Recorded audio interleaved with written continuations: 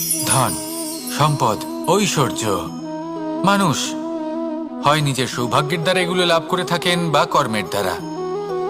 সৌভাগ্য আসলে কি? গ্রহের দশা, যা প্রত্যেক মুহূর্তে বদলাতে থাকে। কর্মের মাধ্যমে যখন আপনি ধন অর্জন করেন, তখন সেই ধন আপনার আগামী প্রজন্ম লাভ করে। সেটা হয় সে ভোগ করে বা তার জন্য তার ভোগান্তি হয়। আর এটা নির্ভর করছে আপনার কর্মের ওপরে। কি কর্ম করেছেন আপনি সেই ধনকে লাভ করার জন্য?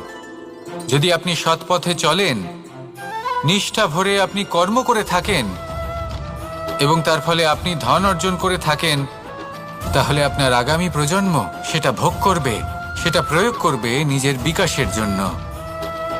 কিন্তু যদি আপনি কুকর্ম করে থাকেন, কোনো রকম ছলনা করে থাকেন এই ধন লাভ করার জন্য,